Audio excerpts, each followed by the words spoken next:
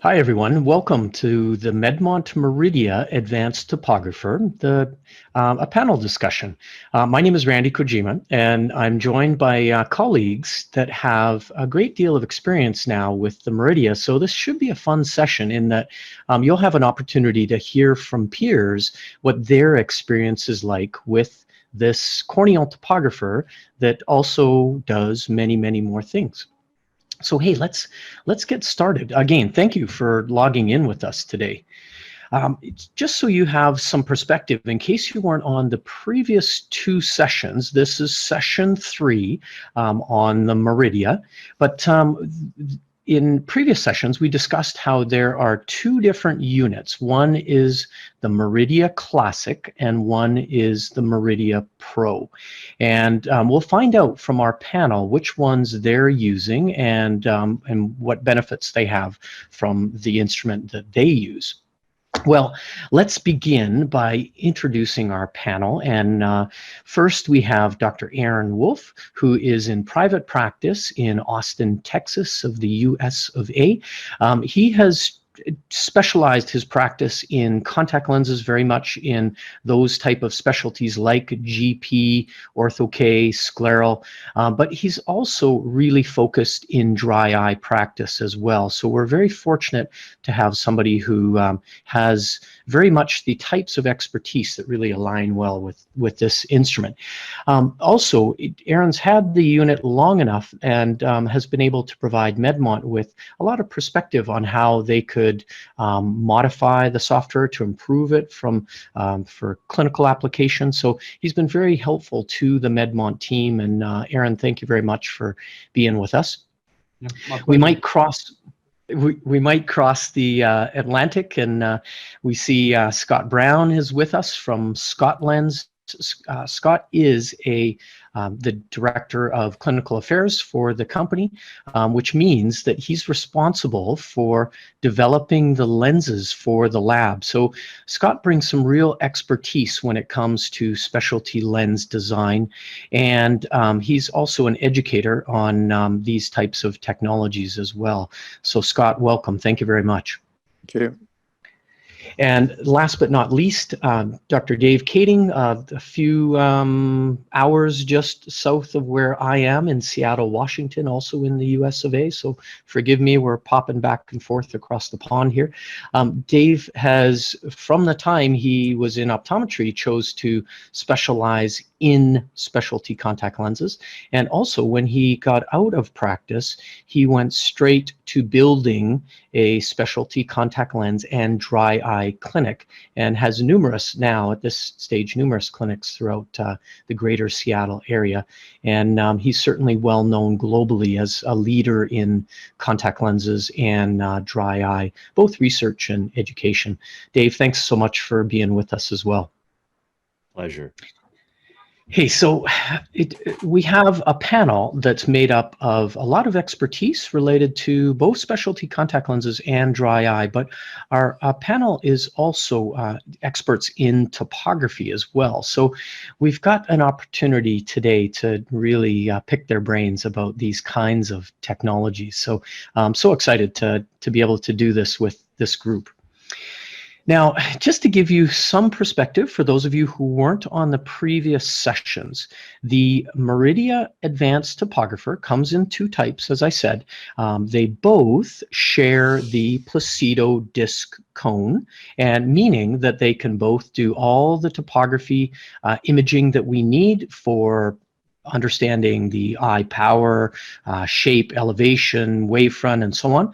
They both have the ability to build lenses from their specialty contact lens software, and they can both do non-invasive tear film breakup time and tear film analysis.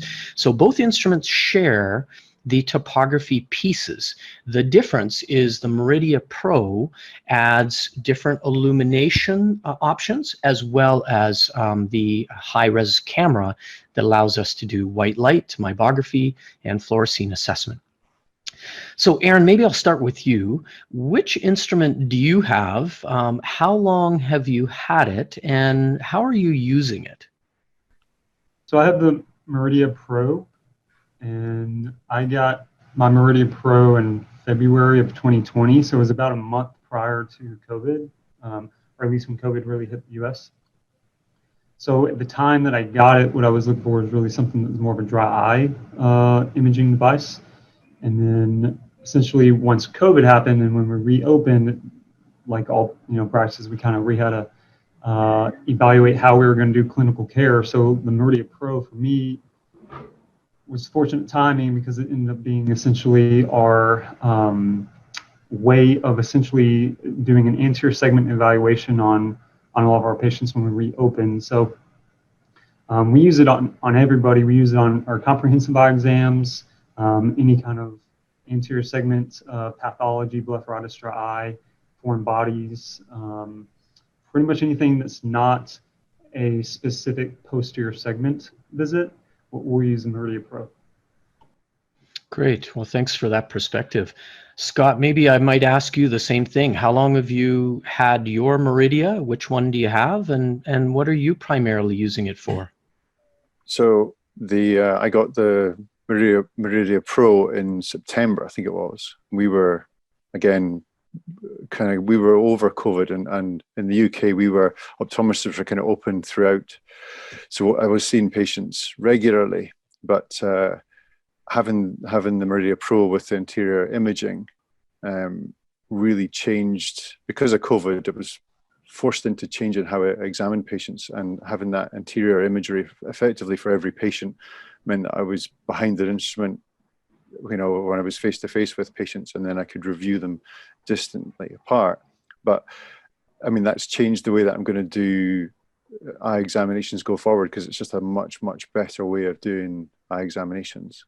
I had the E300 before, and I had a photo slit lamp, but having it in the one instrument with Studio is just so simple to use and so easy to use. And I've also got, I've got the M700 fields as well. So you've kind of got one clinical record where you've just got all your information, and you can go back and forward and really communicate well with the patient about their eye. They really appreciate what you're doing. Yeah, I think we found the same thing at the university. We seem to be using the Meridia more often than some of our other typical tools that we might, at least with contact lenses. Dave, same questions for you. How long have you had your Meridia, and how are you using it, and which one do you have? Yeah, so we've had ours just over 6 months, about 7 months now, and our story is that we were needing to upgrade our E300, and we're looking at what topographer out there did we want to do. I also, having multiple practices, had purchased a Oculus Keratograph years ago because I wanted all of the dry eye suite. However, I loved my E300 because of its topographer. So when it was time to look at adding something to the clinic, it was, well, I want all the dry eye suite. I want all of that information that I'm going to be able to get from the dry eye aspects. But we just said, well, we want the Medmont topographer, and we wanted that upgrade feature. So knowing the Meridia was out there and having the ability to get all of the amazing topography with an increased wider image field, a larger depth of focus, the data is not extrapolated, all that topography aspect. But in addition to that, having all of the incredible imaging as well as the dry eye suite, we decided to go with the Meridia Pro. Great. Well, thanks, Dave, for that. Hey, so speaking of going from the E300 to the Meridia, for those who haven't had a Medmont in the past, the Medmont E300 has been recognized as kind of the gold standard when it comes to anterior segment and specialty contact lens related topography. But more recently replaced by the Medmont Meridia Classic and Pro. Scott, I might pick on you on this one. You have had a lot of experience with the E300, and transitioning from your E300 data to your Meridia data, just speaking topographically, have you been able to transition without issue? In other words, can you build a lens just as successfully from the Meridia as you could the E300? Yeah, so that was a concern that I had, because the cone looks like it's changed a little bit between the E300 and the Meridia. And that was the first thing that I established. And as far as we're concerned, and we're using, the software within the lens software within Studio, but we're also using our own software. The topography is exactly the same. So, there's, it's still head and shoulders the best topography on the market. And, the Meridia is exactly the same as the E300. Yeah, I was similarly interested if the cones would be performing equally for the topography task. And after measuring, I think it was 30 patients and comparing the data, it was absolutely identical. So it was good to know that from the Medmont team shared with us that the interior of the cone is absolutely identical to the E300. It's just the overall, as Scott said, the overall appearance looks like it's slightly different, but the internal reflection system looks exactly the same. Hey, so thinking about imaging in the way that we may have the most challenging of cases, imaging on kids, Aaron, could you provide us perspective? You have a fairly sizable ortho-K practice, and we hear we hear at times that it could be more challenging to image kids with a small cone topographer. Is that something you found? Share with us your insight on imaging on kids. Yeah, so I think that was somewhat of a concern, or a kind of an assumption that, because the cone is going to come up right against, the skin a little bit, and we had an E300 as well, and so even about the E300, I had that concern, but for whatever reason, that hasn't really been the case. The kids it doesn't actually press against the eye. There's no, the light intensity is not overwhelming, so it just really hasn't been an issue like I think we were initially maybe concerned it could be. Some, especially if you have an Asian population, you do need to kind of pull the skin down just a little bit because you are getting just so close to the eyeball. So it does help to kind of pull the eyelids a little bit, but no, the kids tolerate it surprisingly well. Aaron, any tricks working with these kids to put them at ease? I mean, clearly imaging children is tough. They're moving around, their fixation is everywhere. They're nervous whenever we invade their space in any way, shape, or form. Do you have any tricks when you're working with these myopia control cases to try to calm them down and keep them steady behind the unit? Well, I think it's important to let them know what's going to happen before it happens. And so you can demonstrate a lot of that, how it's going to come close, what it's going to feel like. You can kind of palpate, their skin a little bit, let them know, hey, you're going to feel a little bit right here. I'll admit, I don't actually run the instrument.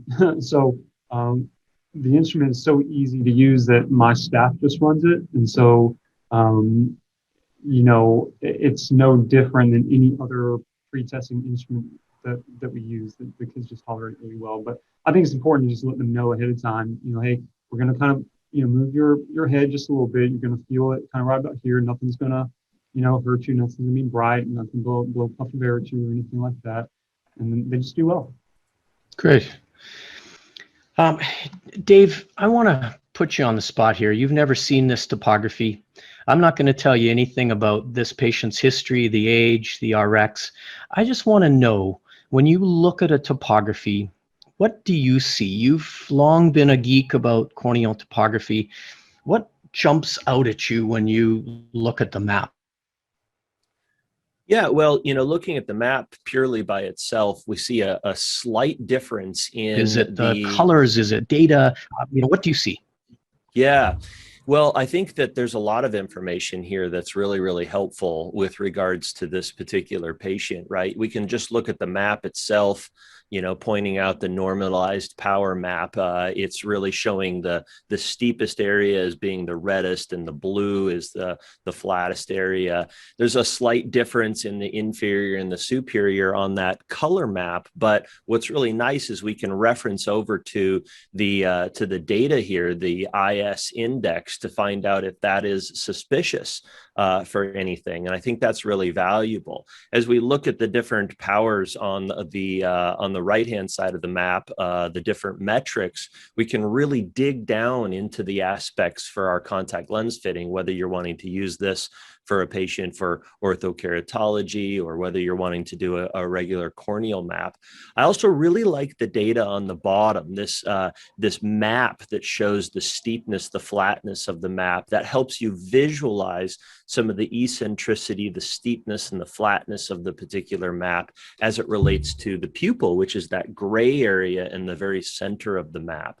So there's a lot of data here that we can use. Some of it I, quite honestly never look at, but there's a lot of data here that really drives me to understand, is my orthokeratology working well? The spherical aberration, the coma, those sort of things really kind of point to the effectiveness of our myopia management.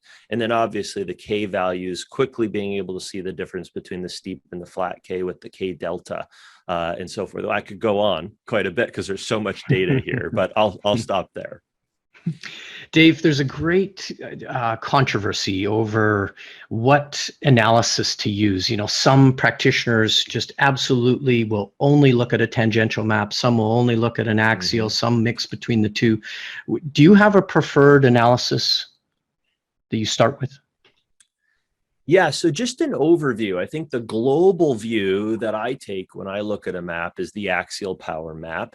I think that's a good way. And then if I'm doing something different with the patient, orthokeratology, whether I'm fitting them with a specialty lens because they have keratoconus, I may look at a couple of those other different maps. The elevation map is a really big one for me with orthokeratology because I want to know about the corneal astigmatism and the difference displays between the superior, inferior, the nasal, temporal for how that lens is going to fit and whether I'm going to use a toric type of lens. And that's also helpful when we're fitting a normal corneal lens, but that's most influential to me with orthokeratology. And then looking at difference display maps, I really like to evaluate the axial as well as the tangential for my orthokeratology. So those, I think there's several different maps that I use. The big one just globally as I'm seeing a patient, checking their disease, looking at things are all good. I typically lean towards the axial map, and that's what I teach my residents to do as well. Yeah, thank you. I think for attendees that may be neophytes on this call, you'll find that you may start with one analysis and then you expand to using many different options, depending on the kind of case, as Dave was explaining. Dave, I might hit you up one more time. Sure. Again, I'm not going to give you any history on this patient or refraction, but tell us about what you see here in this topography. What would you be looking at, or what jumps out at you? Yeah. Well, obviously, we see that there is an irregularity to the surface of this eye. This patient is likely going to refract as a buck and a half, a 2.0 astigmat, and likely maybe somebody who has been missed for keratoconus. But with our topography, we can clearly see that there is an inferior displacement. The beauty about the topography is that we can see this IX index to kind of to share with us the difference between the inferior and the superior, and then looking at the SAI and the SRI to kind of show indices of risks of keratoconus or likelihood that this patient has some irregularity to the surface of their eye. This patient to me is somebody who I'm going to be managing with a specialty contact lens, but they're not this overwhelming cone. And we can see that because of the lack of significance between their steep and their flat meridian on the far left-hand side within the scale. So this is a cone patient. Likely, I'm going to guess that they're probably seeing fairly well and probably managed pretty well with spectacles. That's my guess, although specialty lenses would substantially improve their vision. How's that, buddy? Yeah. Nailed it, man. Hey, so here's clearly an irregular cornea. As Dave said, our last case really sort of rides that line and definitely heading in the wrong direction, or certainly there's enough asymmetry to suggest that maybe there's something going on there. Here, I think we've tipped the scales, and as Dave alluded to, you have these disease detection indices here in red that tell us this patient is over the threshold in all three disease detection indices. And these can be helpful because they can provide you with early cone where you may have a more advanced cone. Scott, we have with a placido-based topographer, an instrument that measures the anterior surface, doesn't measure thickness, it doesn't tell us about the posterior shape. Can we use this tool for monitoring irregular eyes? I mean, how can you, and if so, how do you use this?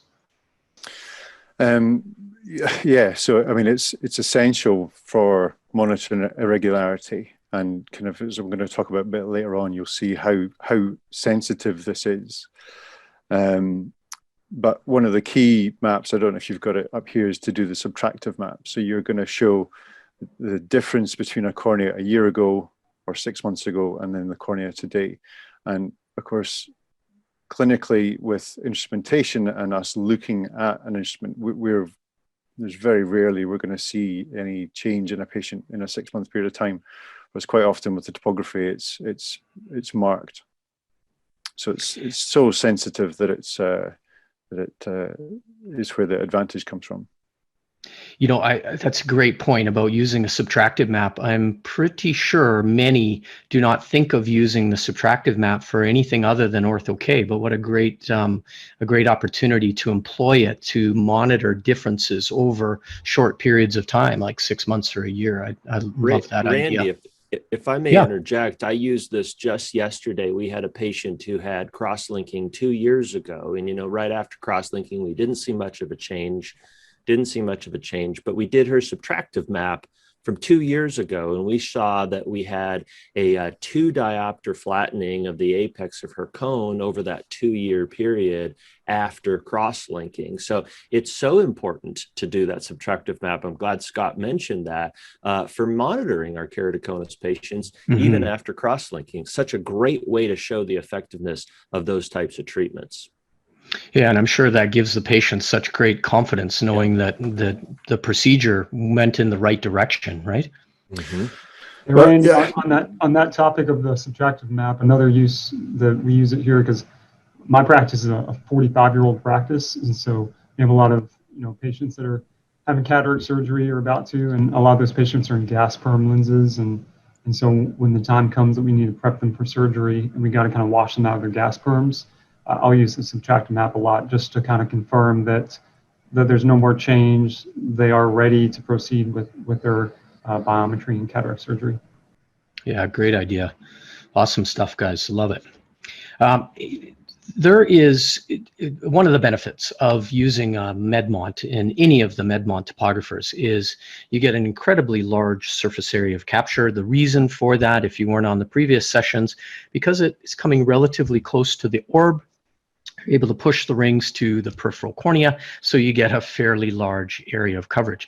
Here you can see where the inferior lid is blocking that reflection of the rings down there, kind of limiting your capture. And if you look at 12 o'clock, 3 o'clock, you've got some areas of the cornea that we haven't quite pushed the topography to. And that's where the Medmont created the unique composite eye capture feature, which allows us to image 100% of the cornea and then convert that to a topography and give us limbus to limbus data. So this feature is one that gives us that peripheral corneal data that we may not get with the single image. Aaron, is this something you use? Is it something you use on literally every patient who comes in, or do you use it in specific cases? Tell us about your use of the composite feature, if at all. I use the composite feature more with the E300. Since upgrading to the Meridia, very rarely do I need to use a composite map? At times, when I'm more likely to use something like that is if there's a very irregular cornea with proud or tilted graft or severe keratoconus. I've had a few patients with very unusual scar tissue that's where sometimes the mires can become overwhelmingly distorted, and so I'll use the composite feature to kind of piece together the cornea. But for 95% of all patients, that's not going to be the case, right? Or more than that, probably. So very rarely do I feel like I really need a composite capture, but there are certainly have been times I have used it. Okay, thank you. Scott, your thoughts? How often do you use the composite? When do you use it? So I think I don't want to have a target on my back from the software guys because I'm sure it was a really complicated project. But I don't use. So our kind of, particularly with Ortho-K, we developed our Ortho-K system over the last 20 years with E300, and of course that was all done before the composite map came around. And so I don't, and we ask for a non-composite map when we're asking for Ortho-K. But I mean, to be honest, the single capture is so big and so reliable that I'm kind of the same as Aaron. I'm not really wanting to use the composite. I would possibly do it in a pellucid just to try and map the bottom of the map the bottom of the cone. But the single capture is sufficient for 100%, effectively 100% of what I'm looking for. Well, that's great to hear. I'm glad that you guys feel like you're getting enough data from the single capture. It certainly makes it efficient and easy. Dave, there's this feature that I'm imagining you may have used, and what it does is basically you can take all of your images, your topographies, your photos, and you just click a couple buttons and it creates that little export file you see in the center, and ultimately that can be emailed to your lab or sent to third-party software. Dave, is this a function you use, or do you ever have a need to send your maps to anywhere? Yeah, so this is a real slick feature. To be honest, I don't use it, but my team uses it, right? So this is one of those things where it's like, hey, we got to order this lens. Go ahead and send this off to the laboratory, and then they can go over to the machine and they can just use this to send it right over. Most of the labs that we work with that are making our lenses or adjusting lenses, if we weren't happy with the outcome, we're able to talk with the consultant. And it used to be, and Randy knows this, and I'm sure Scott's dealt with this too, is that we jump on the phone and we talk for 45 minutes with a lab consultant, and they didn't like that. But now we're able to do this so much quicker over an email. You just do this Medmont export file, and it sends more than just like a JPEG or a picture, but it actually sends the data where the lab consultant can go in and look at the data and look at the different areas of the cornea, just like you do on your machine utilizing your software. And it's just a real slick way to compare maps and look at things in real life, much better than just a picture of it. And using it on the machine just with that export file is really slick. I remember a time, guys, when we used to see topographies come in by fax, and you can imagine the black and white or grayscale of a fax. It's pretty much useless, and the fax isn't very high resolution. And then even if it comes in as a PDF, and now you have a colorized topography, you still don't have anything with depth. And as Dave said, being able to reconstruct the elevation of the eye, and especially related to contact lenses, to be able to understand, peaks and valleys, not just shape, incredibly valuable to the consultant. So this feature makes it possible that whether you're an expert like our panel or you're a neophyte, you're able to communicate this digital data to your lab. And boy, what a time we have in contact lenses, where so many of our labs can import in this raw data and construct the lenses in 3D. So yeah, really an exciting time. Hey, our first poll question that the Medmont team wanted to ask, I hope all of you won't mind in participating. So how many years have you been fitting specialty lenses? So for the audience, please give us your perspective on how long that is. Longer than 10 years, less than 10 years, less than 5, less than 3, less than 1, or you're just getting started. Now, Dave, while we wait for this data to come back, I wanted to ask you, in your time from your residency to now, you've seen myopia control develop as an option.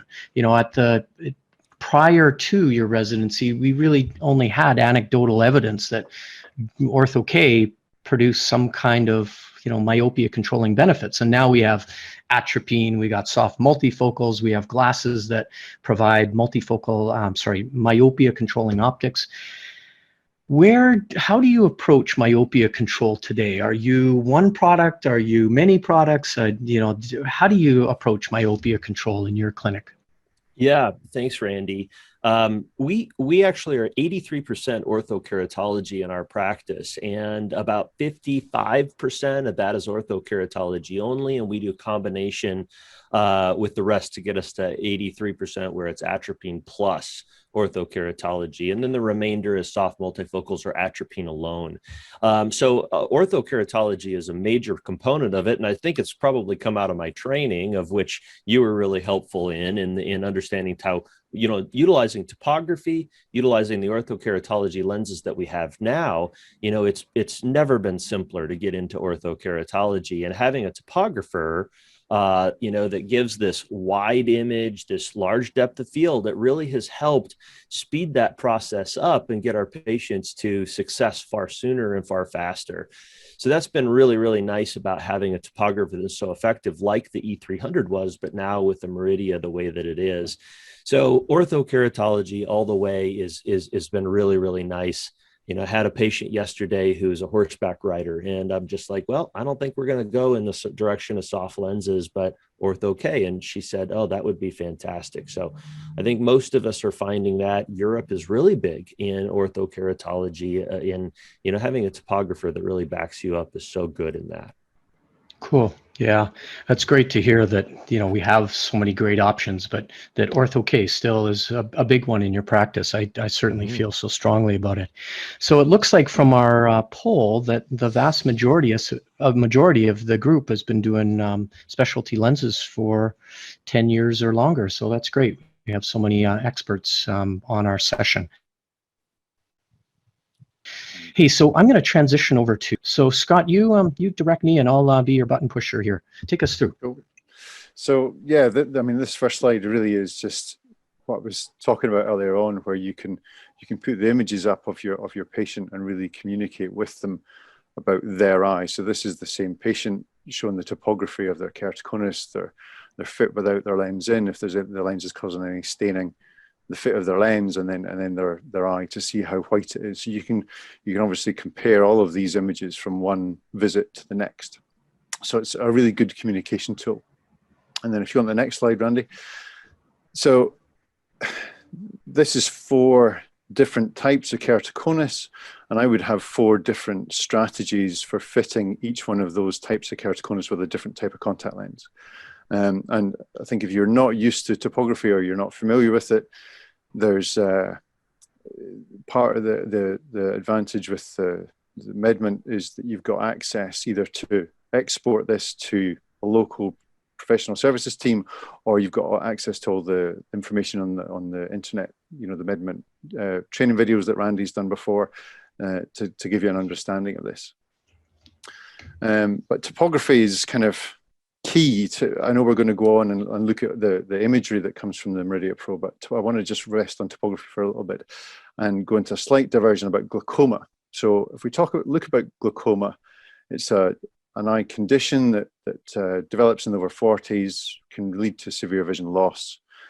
In the under 64s, it has a prevalence of around about 1.43%. And of course, we need fields, we need instrumentation to detect that before the patient becomes symptomatic. And if we detect it early, treatment either prevents or reduces the impact. Now, if we compare that to or if we were to ask the question, would it be, if you want to bring the next slide up, Randy, would it be neglectful for us to not screen under 64-year-olds for glaucoma? I think the answer would be yes. Every optometrist thinks that you absolutely must screen under 64s for glaucoma. It's a kind of key role within society. On the next slide, Andy, yeah, if we look at keratoconus, you can see that this is a condition that develops in childhood up to the 40s. It can result in severe vision loss. It also has a prevalence of around about 1.4, 1.38. And instrumentation is used in order to detect keratoconus. And again, now because of corneal cross-linking, the landscape has changed. This is also changing a little bit with myopia. So we're now aware that we can reduce the impact of myopia if we intervene early with myopia control. But particularly with keratoconus, there's a preventative treatment, which is corneal cross-linking. If you can bring up the next slide. So looking at these prescriptions from the spectacle prescription and the VAs, this spans about a 10-year period, and you can see that plano prescription right through until around about 2012, where we see a bit of myopia creeping in. And then beyond 2012, yeah, so at this point we would probably prescribe glasses. Patients going from 612 to 66, so they're going to get a benefit. The next year or for time when they come in 2014, we're going to realize that something's awry, and we're going to at this point probably diagnose keratoconus. That may be at any one of this point, depending on how good you are at picking up keratoconus. If you go on to the next slide, if we look at topography, you can see that this is where the accuracy of topography that I was mentioning earlier on with Randy. You can see that we would clearly diagnose topography at 2008. The next slide, Randy. So you can see that topography would lead to detection of keratoconus 6 years before we would have picked it up with glasses from the spectacle prescription. And if you then look at the patient age, you can see that this is a young patient. Now their spec acuity was 619 at the last visit. Now, this year effectively their best corrected acuity is 612 with complex contact lenses, with scleral contact lenses. So this patient now has a lifetime of complex contact lens wear ahead of them.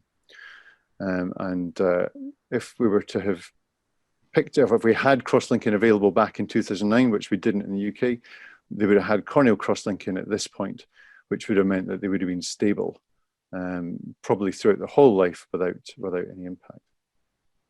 So we have this is where the difficulty comes in if you're not doing topography, because we've got this period of time where the patient is asymptomatic, but instrumentation can detect the fact that they have a problem with their eyes. And then they have a point where they're symptomatic. And the symptomatic point, if you go on to the next slide, Randy, is really the difficult point that we now face in optometry, because if we were to go by the 2012 prescription and or say to the patient, you have myopia, then we're misdiagnosing their condition as myopia without topography, which could then lead to obviously the patient coming back to say that you misdiagnosed them. And then we have the opportunity to screen beforehand. So because cross-linking is now available for keratoconus, I think this is really going to change the landscape in optometry, where we need to be doing topography screening on pretty much all patients, but particularly any patients where there's a prescription change would be the minimum requirement for topography.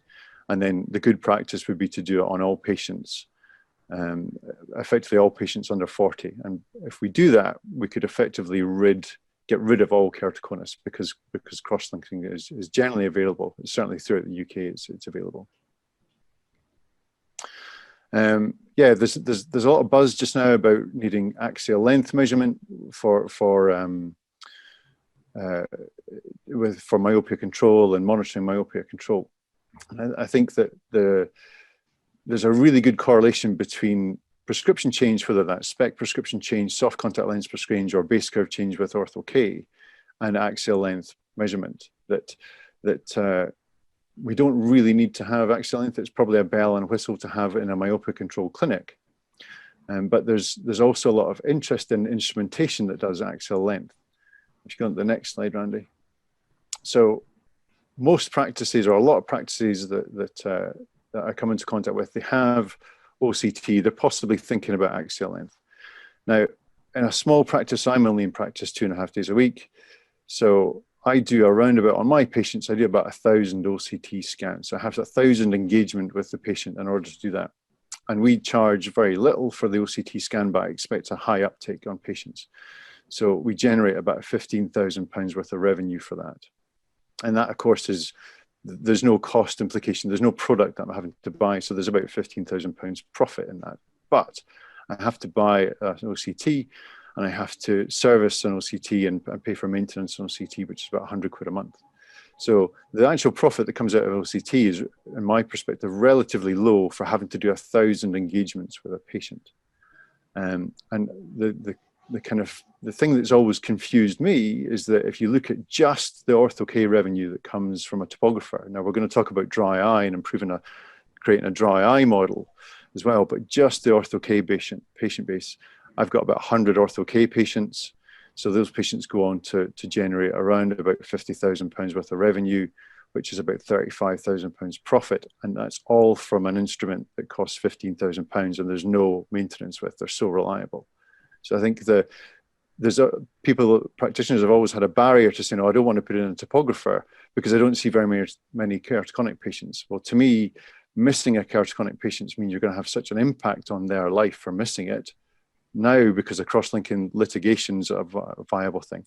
And then also from a business point of view, you've got a really good opportunity to grow your business profitably. Well, what a case. I sure love to see that progression of the, didn't love to see it, but it was a very cool slide to see that progression of the keratoconus for that patient. What a very cool case. Thank you so much, Scott. Now, we've talked a lot about the topography in the Meridia, and certainly one of the things that Medmont's very proud of is the imaging device that they've created. Maybe, Aaron, I might ask you, how do you use the Meridia in your dry eye practice? Could you give us some perspective?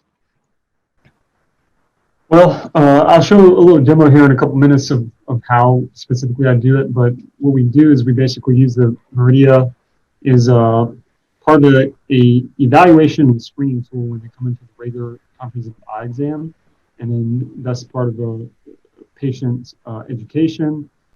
We have large monitors in each room. There's 4 exam rooms that work out of each room. We load up the images and we basically present it, and then basically from that we basically have them come back for a separate dry eye workup. So my recommendation is to not do the dry eye module at the same time of, I guess, your comprehensive care, and to just schedule a separate visit and really dive into the dry eye that way. But we use it for tear film. We use fluorescein, lissamine green, tear meniscus, Meibography, blepharitis. We use it for all of that for the dry eye component. Okay, thank you. There's a white light analysis function that allows us to capture a slit lamp-like exam. Dave, I think everybody on this call understands using a slit lamp and understands using white light. Now that you have a camera connected to it and video, is there any way that you use this instrument similarly to a slit lamp, or is there things you do now that you have imaging attached that you're approaching this analysis differently? Could you share?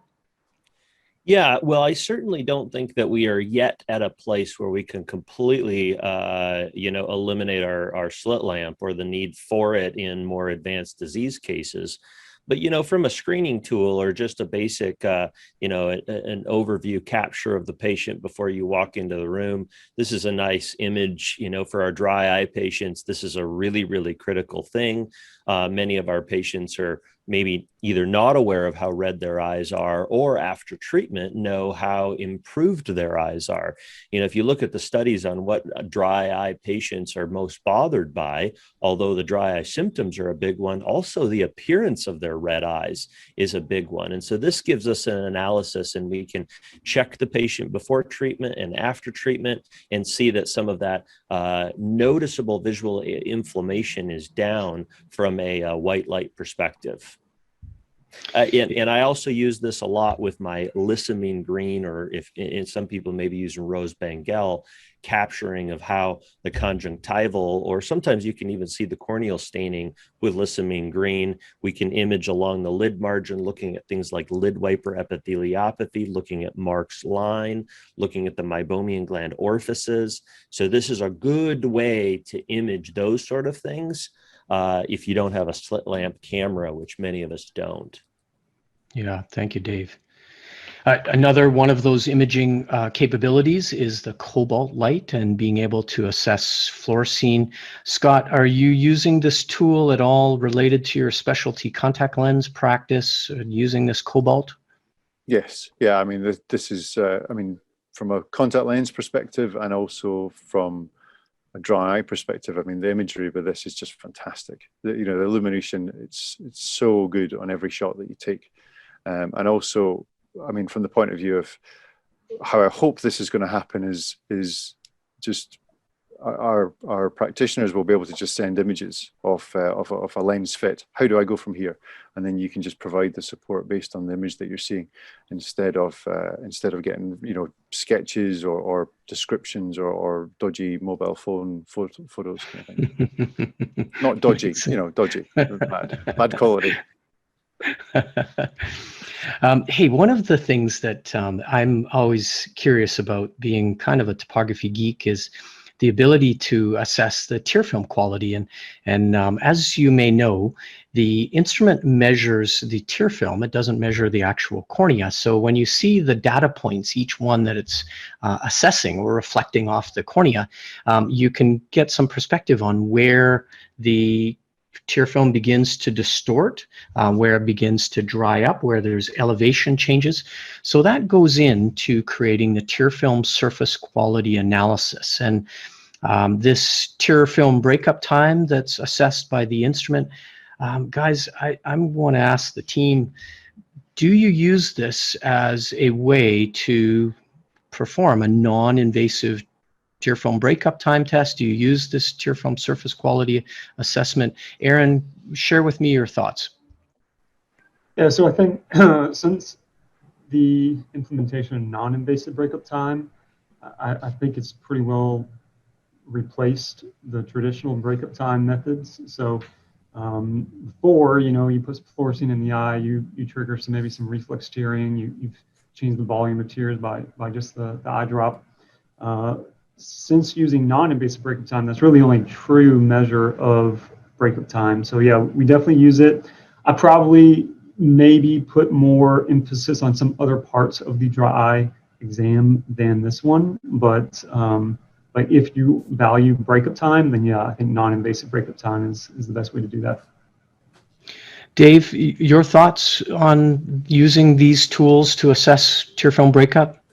Yeah, well, there's a lot of things that we want to be focusing on with regards to dry eye management. One of the big things is stability of the tear film and, uniformity of the tear film, not only over time, but within the interblink period. So this allows us to look at that, not just looking at the breakup of the tears, but what is dynamically occurring in between the blink that the patients have. And even doing this over a contact lens and looking what's happening on the surface of the eye, those measures aren't as known or calibrated, but you as the observer can kind of see that to see whether your patient's developing some irritation with their contact lenses.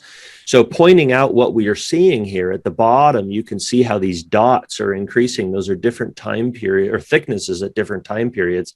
And you can see the auto tear breakup time happening there around 6 seconds. But also this patient is kind of having some waviness to their vision. We would expect tear thickness to decrease in between blinks, but what we don't want to see is these huge jumps between the tears that our patients would be experiencing. So a very slick tool to use. Again, one of the many that we need in our dry eye toolkit, a very cool one to have. Yeah, thanks, guys. It clearly, this is one piece of many pieces, but certainly something that gives us some perspective. Another one might be the use of an infrared light, and that's something the Meridia can do. Obviously, we can't see the flash of the infrared, but ultimately what we're trying to get to is a point that we can assess the meibomian glands.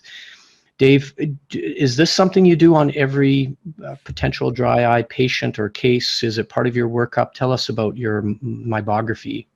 Yeah, well, before we had the Meridia as our Meibographer, we did a study, and we did this on every single patient, and we analyzed the Meibography of every single patient that was walking in the door, and we were blown away by what the images were and how changes we saw. And in fact, we started doing this on pediatric patients as well. We published some data at the American Academy of Optometry showing the Meibography images and the changes that were occurring in our kids. So, we're introducing orthokeratology to our patients, and no means do I say that that's not a good thing, but I think it needs to be monitored and managed. Meibography is seen a little bit different in contact lens wearers versus non-contact lens wearers. So it's so slick in that when we're doing our assessment for our ortho-K patients, you can switch over to the infrared light. You can quickly take one of these pictures. So important in our dry eye practices. I won't get into an hour or two long lecture about how important Meibography is, but it's such a critical tool to show us what has occurred to a patient over the last several years. And are we seeing that those glands are dilating, indicating that the acini in the central duct is showing back pressure, causing that dilation to occur? Usually we can see that before the atrophy and the thinning of the decreasing the length of the Meibography. So looking at this, not just for how short the glands are, but also how thick they are, which could be indicating that atrophy is on its way. A very important tool. This is the first instrument I usually recommend people buy is a Meibographer, and to have it part of another dry eye suite and part of an incredible topography is just why, we moved in the direction of getting the Meridia. Is the resolution, I find, for the contact lens side is very high, and that's one of the reasons why we love it so much at Pacific from a contact lens perspective. Are you finding that the resolution is what you need it to be for the glands? Yeah, so that's really cool. And one of the things about the Meridia is while you're taking an image, whether white light, infrared, or fluorescein, you can hit a button to zoom in. And once you're zoomed in, you can really arrange that depth of focus of how clear the image is. And then you can take a picture while it's zoomed in, and then it'll take the picture with the wide field.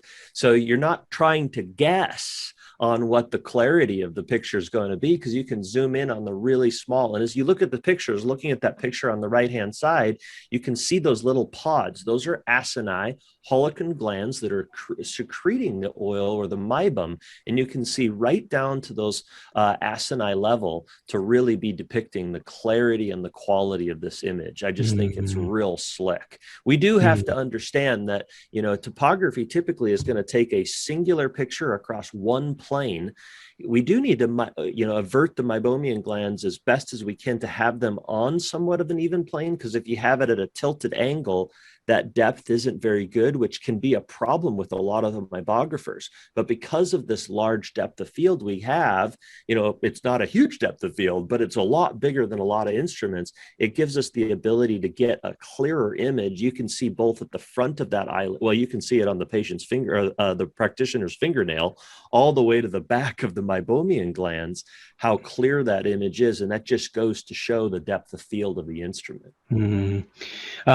Dave, I've heard that at times that this is a two-person job, that you've got one person everting the lids, and then you've got the one person maybe imaging.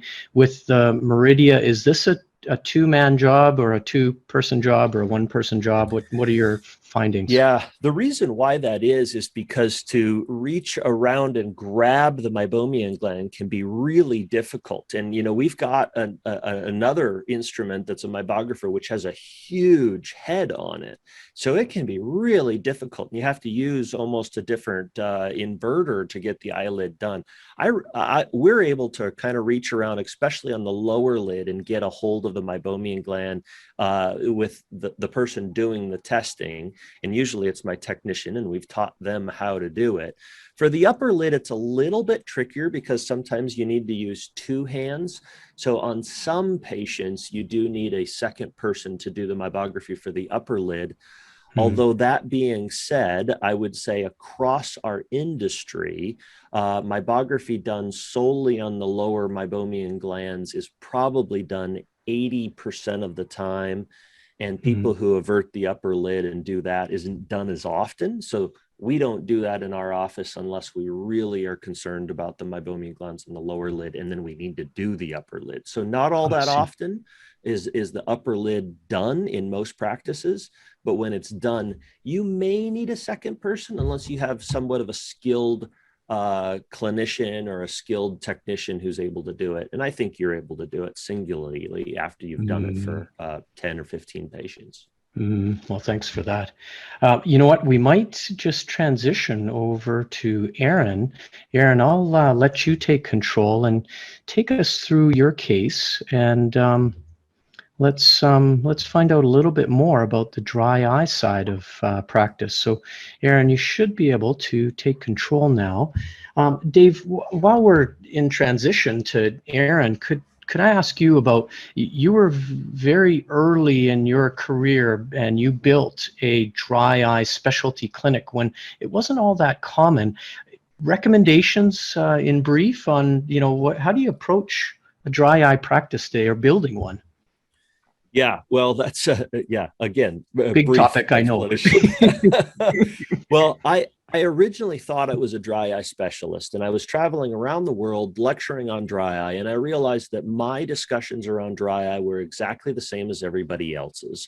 And the contact lens dropout rate, which was who my bread and butter patients were and why I did a residency, my dropout rate wasn't much different than anybody else, and came to the conclusion that maybe I don't, and maybe our industry isn't in full understanding of what dry eye is all about.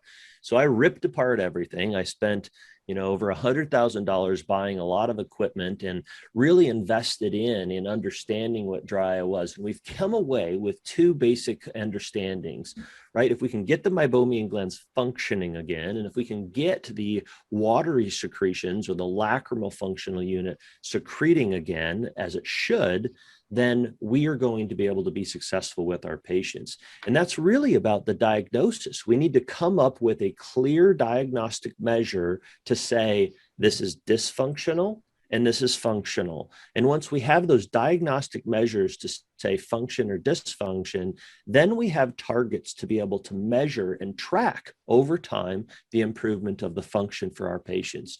So setting that up is really about developing your protocols. And I think we should do another webinar just on this, but developing the diagnostic protocols that really tell you that you're making your patient better so that you can check that off the list. Too often, we focus on our patients saying, I feel better. Oftentimes, we need to see that the instrumentation is making our patients better before they feel it. So having the diagnostic and having the measurable things for our treatment is so key to our success. There, well, that was as quick as I could go. Thanks, Dave. Aaron, maybe we'll transition to you. Please share with us your thoughts. Yeah, so basically, I'm just going to walk us through real quickly a couple quick things. So basically, just a quick practice overview, because I think that on the panel and really in general, I think I represented probably a lot of your attendees who are just kind of private practice. I do a lot of specialty contact lenses, a lot of dry eye medical care, but, you know, like I mentioned earlier, it's, you know, I purchased a 45-year-old practice several years ago, and so I got a little bit of everything, right? I don't see a lot of patients. I probably see about 14 to 15 patients per day, and I only work 4.5 days a week. And on the other half day, I'm seeing dry eye telehealth reviews. And what I mean by that is basically while I'm in clinic Monday through Thursday, and I'm in another room, these dry eye patients, they're coming in and they're getting this dry eye workup done with just a staff member. And then it takes about, maybe about 5 to 6 minutes, and then they leave. And then we set up a time. And then on Friday afternoons, I take all the dry eye patients from the week, and I basically just do a video conference review, sharing the dry eye reports. Okay, and that basically allows me to basically see 2 patients at once. So I'm in the clinic, and there's other patients coming in and being served that way. Just a quick little demographic, it's an older practice, so about half my patients are over the age of 40. I've only got about 10% of patients that are, pediatric patients, but a lot of those are ortho-K patients, myopia control. And then these are just off, I don't want to say off-label, but they're just kind of creative ways of using the instrument. The previous picture here and this current picture, these are red-free filters. So your Meridia is going to have various imaging editing tools.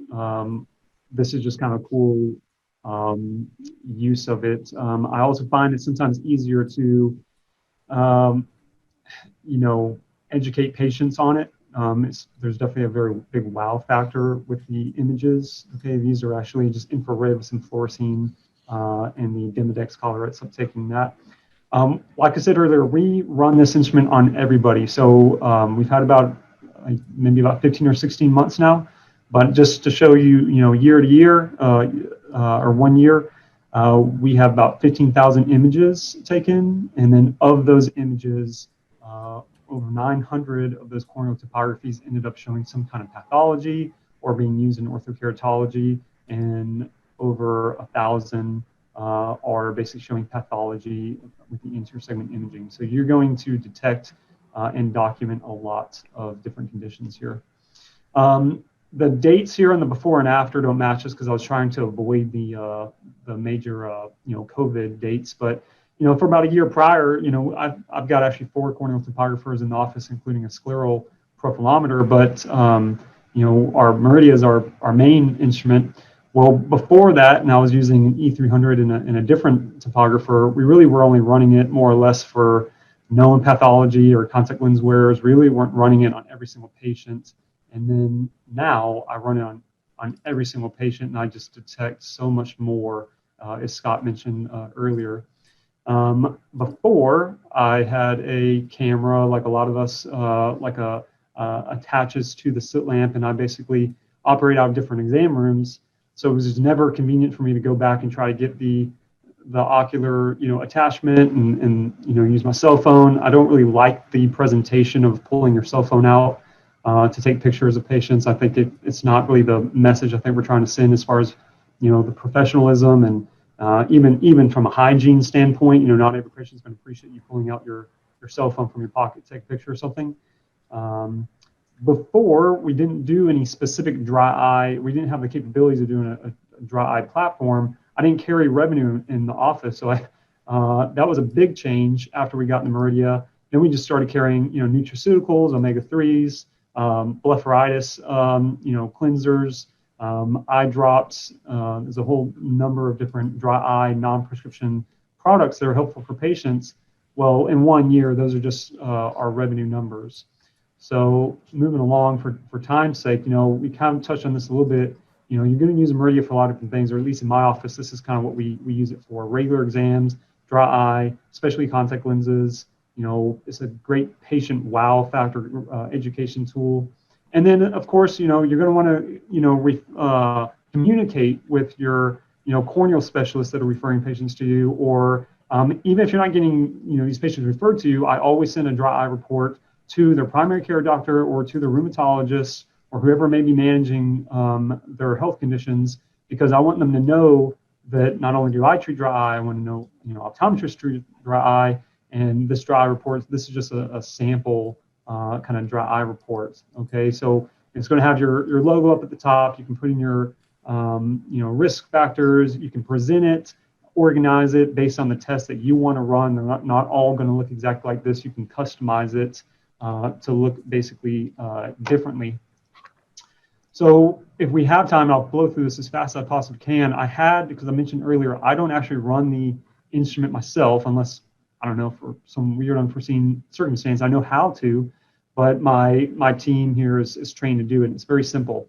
So I had my team run my own images last Thursday. I'm this patient, this is your future patient.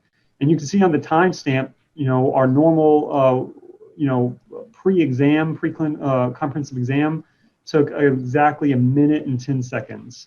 So this is what I basically have our staff do. They just take a straight ahead 4 days view. From this, you can look at anything from ptosis, dermatochalasis, matarosis of the eyelashes. Dave mentioned earlier about redness. My eyes are typically chronically red. I do have dry eye. You obviously look at the lid margins. Nuclear sclerotic cataract shows up actually quite well on this particular device. And then you just kind of go through each eye. You can view multiple at one time. I'm just going to go through with one at a time. Also, here your editing tools up here if you ever want to, edit the image, or you can full screen, kind of whatever you want to do. We always take blepharitis photos, eyelash photos. They reveal a shocking amount of blepharitis. Okay, but also these are some of the most impressive photos as far as resolution. Okay, I'm sure you can appreciate that on your screen as well. We always take lower lid meibomian gland photos. Okay, this one didn't come out quite as well because I think we had some overhead lights on or something, but we always do the bottom eyelid. I do not have my staff take the top eyelid ones for a number of different reasons, mostly time. And then that could be where you stop if you don't want to do topography on every patient. Again, that's 1 minute and 10 seconds. Now, I do like to do topography on every patient. I am an Ortho-K wearer. I've been Ortho-K for 14 years, so that's why a lot of my Ortho-K is adult. I'm about 50-50, kind of unusually about 50% adult Ortho-K in my practice, and largely because I myself am in Ortho-K. But then what I typically do is we do those 6 photos, and then we do a central topography, a central fixation. I like to start with the central fixation because I just like to see, essentially what that's going to have on their visual axis, their visual effect, quality of vision.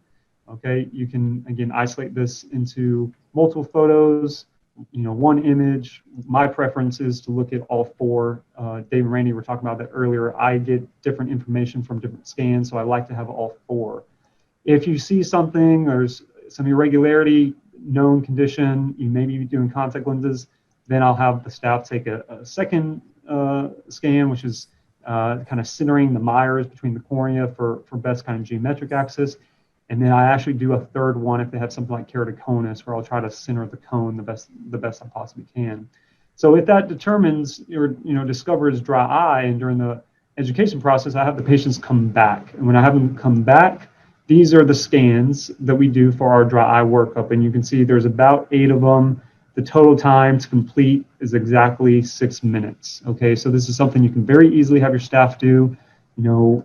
My particular tear film is not terrible. You can see Dave mentioned this earlier. If you look below the video recording, it's going to basically go in chronologically, and you'll see my tear film holds pretty stable. Okay, moving past that, you can measure tear meniscus, and I'll kind of just real briefly show you what I do. I kind of imagine these 2 reflection points to have a line kind of drawn in between. You can zoom in, obviously, extensively, and then I just kind of eyeball it, no pun intended, right? All right, you don't need to be perfectly precise, okay? You're trying to see if it's basically shallow or not, okay? Another nice thing that you can do with this, if you know that, hey, you got a lot of pictures, you're not exactly sure what you're looking at, you can label them. All right, if I know that this is going to be a tear meniscus scan, okay, I can just call it a tear meniscus scan. I don't have to worry about confusing my blepharitis picture with my tear meniscus picture. So you can customize it in that way. Fluorescein, you can grade it. You can grade it off to the right. If you look over here, you got your corneal staining. I can, I've got a little bit over here. So maybe I just call that like a 1, or by 1.5. You can basically grade it to your liking. Okay. Over here, again, I do actually have dry eye, so I do have some con staining. If you don't want to grade it to the side, you can use the grading tools. If you use the grading tools, then you can basically drop down and say, okay, we want to look at con staining. It'll give you basically an example. I'm somewhere not super severe, not really mild, somewhere between. I'll just call it a 2 for right now. Okay. Dave also mentioned lid wiper epitheliopathy. You can see it gives you beautiful photos of the eyelid margin. Okay. So again, whether you want to grade that, you can use the arrow buttons, you can type it. Okay. Now from that, okay, then you can basically build a report. Now I did not obviously, do all the grading, so my report's not going to come out exactly like I'd like it to. Okay. But let's say I want to select certain images. You just select the images. Okay. If you want to include risk factors, I'll say, well, here are a few. These are not always trimmed, kind of just clicking buttons for time's sake, okay? I'm not actually pregnant. If you want to say, maybe, other,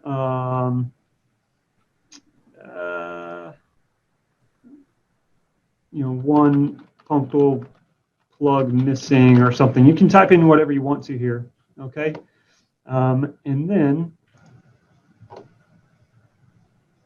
you can grade based on saying, okay, well, my corneal staining, my con staining, again, if I had more time and I filled this whole thing out, both columns are going to be basically green, yellow, or red. So it is important, I think, for you to know, well, hey, how much tear meniscus is bad and how much is good? I generally look for about 0.2 or higher, but, your threshold might be slightly different, but, 0.13 is quite low, right? So you can kind of say, all right, well, I think that these are different types of dry eye. I clearly think I have dry eye. I'm going to say I have, kind of a mix between oil deficient and water deficient. So I'll just say mixed, and I'll probably moderate or something. So then depending on how you're using this, I use it and I actually provide a copy to my patients. So because I'm providing a copy to my patients, I may write it out differently. I may say Restasis 1 drop twice daily in each eye. Or if you're not using it that way, you can just do, for punctal plugs and Restasis every 12 hours. You can type it however you want, depending on how you're using it. Comments, patient, binge drinking last night. Okay, you can. Not good while you're pregnant. No, you can basically customize it however you want to, and then where your preview is going to kind of show you what it's going to look like if it prints up. And of course, it's not going to look like this. It's going to look like the other slide I showed you a couple minutes ago. This is because I did not fill this out. But it is kind of nice to preview it, because then you realize, oh, I forgot to grade the staining on one eye. Let me go back and do that. Okay. So that is kind of a breakdown of how to use the dry eye report. And then obviously you would save it, which I'm not going to do right now. But in summary, for my routine, patients from, here to here, that was about a minute. Okay. And that's, my staff is excellent. They, I think, are better than average, because I've spent a lot of time training them to have that standard in everything they do. But they are not trained in eye care by any means. I mean, anybody can learn how to take these images. It's not very difficult. The dry eye one took a few minutes, but that's actually a few minutes that I didn't see them at all. There's nothing for me to do, but I used to do clinically, as far as checking out these various parts of the eye. I don't actually have to do the instruments basically doing that for me. What my role at this point as their professional is to just review what these results mean, to make it make sense to the patient, give them some kind of action items that they can take with them to improve their dry eye. My job is not to be the technician, so to speak. So Randy, with that, I'll turn it back to you. Yeah, thanks, Aaron. That was really awesome. Much appreciated for giving us that insight on how you use this tool. Hey, everyone. Thank you very much for hanging in there with us. And I hope this session has been valuable to you. I know from my perspective, just being able to hear from the experts on how they use this tool, especially on the dry eye side, has been incredibly insightful to me. So panelists, Aaron, Scott, Dave, thank you very much for being part of this session, and to all that attended also, thank you very much for being with us. So if you have any more questions, please reach out to the Medmont team. You can get more information at www.medmont.com. And we'll look forward to hopefully seeing all of us together at a conference one of these days. So again, panel, thank you. Attendees, thank you very much. Mhm.